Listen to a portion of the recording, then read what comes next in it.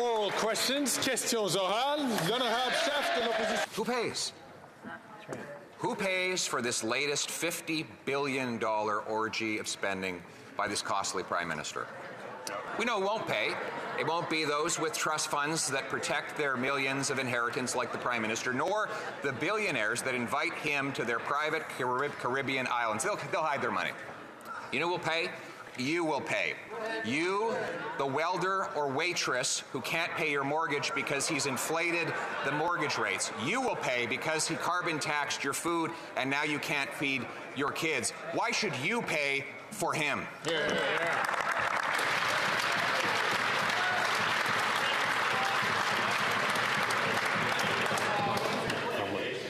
My comment still applies.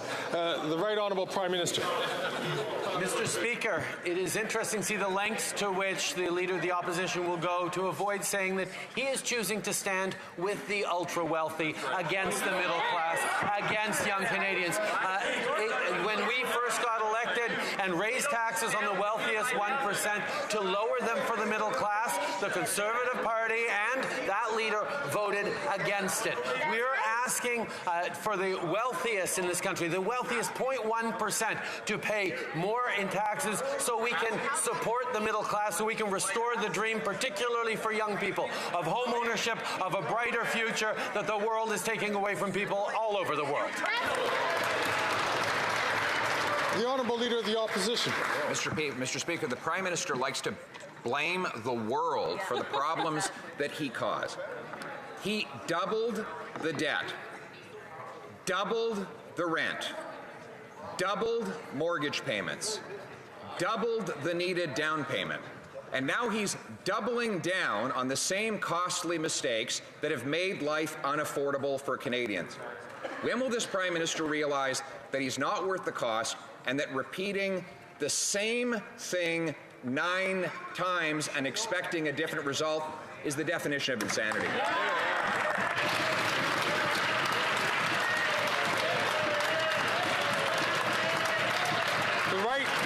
The Right Honourable Prime Minister.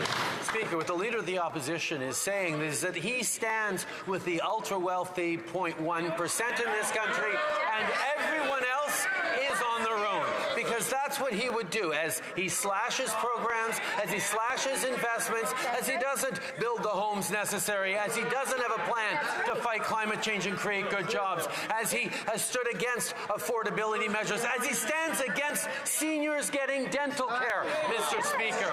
He is choosing to stand with the ultra-wealthy while we are investing in Canadians and building a stronger future that is fair for everyone.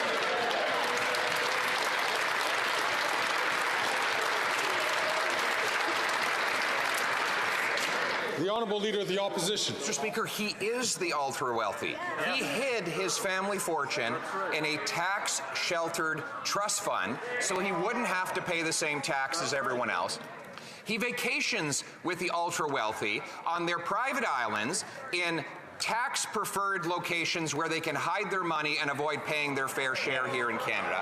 And now he's paying off the ultra-wealthy by spending $54 billion on debt interest, more than on health care. Why give more money to the ultra-wealthy bankers and bondholders instead of the nurses and doctors?